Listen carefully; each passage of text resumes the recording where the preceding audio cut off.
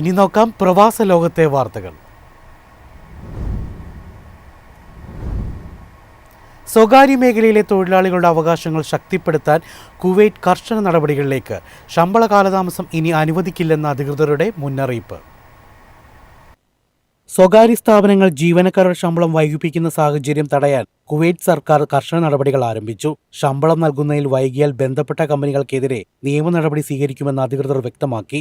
നിയമാനുസൃതമായി തൊഴിലാളികളുടെ ബാങ്ക് അക്കൗണ്ടുകളിലേക്ക് നേരിട്ട് വേതനം നൽകണമെന്നതാണ് നിർദ്ദേശം. പ്രവാസി തൊഴിലാളികളുടെ അവകാശ സംരക്ഷണമാണ് ഈ നീക്കത്തിന്റെ പ്രധാന ലക്ഷ്യം. ശമ്പള വിതരണത്തിൽ വീഴ്ച വരുത്തുന്ന സ്ഥാപനങ്ങളെ കണ്ടെത്താൻ പ്രത്യേക നിരീക്ഷണ സംവിധാനവും സജ്ജമാക്കിയിട്ടുണ്ട്. തൊഴിൽ മേഖലയിലെ നീതിയും സുതാര്യതയും ഉറപ്പാക്കാൻ ഇത് സഹായകരമാകുമെന്ന് അധികൃതർ വ്യക്തമാക്കി. News desk MyFin TV. ഇന്ത്യയിലെ വ്യോമയാന രംഗത്ത് കൂടുതൽ സാന്നിധ്യം ഉറപ്പിച്ച് ജസീറ എയർവേസ്. തമിഴ്നാട്ടിലെ മധുരയും വിനോദസഞ്ചാര കേന്ദ്രമായ ഗോവയും അടക്കം പുതിയ സർവീസുകൾ പ്രഖ്യാപിച്ചിരിക്കുകയാണ്.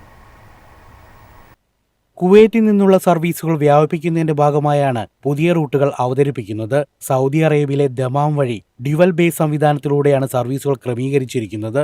ഇതിലൂടെ യാത്രക്കാർക്ക് തടസ്സമില്ലാത്ത കണക്ടിവിറ്റി ഉറപ്പാക്കാനാകും. പുതിയ സർവീസുകൾ കൂടി ആരംഭിച്ചതോടെ ജസീറ എയർവേസ് സർവീസ് നടത്തുന്ന ഇന്ത്യൻ നഗരങ്ങളുടെ എണ്ണം 16 ഉയർന്നു. പ്രൊജക്ട് വന്ദേ ഭാരത് പദ്ധതിയുടെ ഭാഗമായാണ് ഈ വിപുലീകരണമെന്ന് കമ്പനി വ്യക്തമാക്കുന്നു.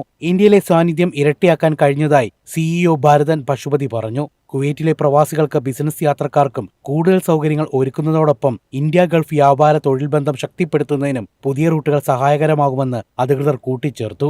News desk MyFin TV. Electric വാഹനങ്ങളുടെ ഉപയോഗം കുതിച്ചുയരുന്ന സാഹചര്യത്തിൽ ചാർജിംഗ് സൗകര്യങ്ങൾ കൂടുതൽ വ്യാപിപ്പിക്കാൻ വൻ പദ്ധതിയുമായി ദുബായ്. പാർക്കുകളിലും ബീച്ചുകളിലും വിനോദ കേന്ദ്രങ്ങളിലും എത്തുന്നവർക്ക് ഇനി സമയം നഷ്ടപ്പെടുത്താതെ തന്നെ വാഹനങ്ങൾ ചാർജ് ചെയ്യാൻ സാധിക്കും. ദുബായ് മുനിസിപ്പാലിറ്റിയും UAEV കമ്പനിയും ചേർന്ന് നടപ്പിലാക്കുന്ന പദ്ധതിയിലൂടെ നഗരത്തിലെ 600 പ്രധാന പൊതുസ്ഥലങ്ങളിലെ പാർക്കിംഗ് ഇടങ്ങളിൽ സൂപ്പർ ചാർജിംഗ് സൗകര്യമൊരുക്കും.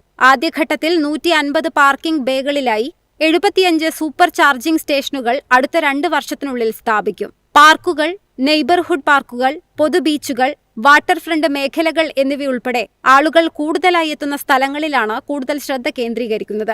ഏകദേശം 15 കോടി ദിർഹം ചെലവിൽ നടപ്പാക്കുന്ന പദ്ധതി ദുബായിയുടെ D33 സാമ്പത്തിക അജണ്ടയുടെയും 2040 ഗ്രീനറി ആൻഡ് പാർക്ക് സ്ട്രാറ്റജിയുടെയും ഭാഗമാണ്.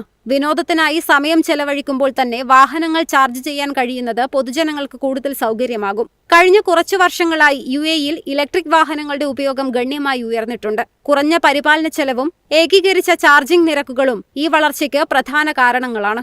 2050ഓടെ രാജ്യത്തെ മൊത്തം വാഹനങ്ങളിൽ 50% ഇലക്ട്രിക് വാഹനങ്ങളാക്കുക എന്ന ലക്ഷ്യത്തിലേക്ക് സഹായിക്കുന്ന നിർണായക നീക്കമായാണ് ഈ പദ്ധതി വിലയിരുത്തപ്പെടുന്നത്. News desk MyFin TV. എളുപ്പത്തിൽ സമ്പാദ്യം വളർത്താം. ഇന്ന് തന്നെ മൈഫിൻ TV ആപ്പ് ഡൗൺലോഡ് ചെയ്യൂ.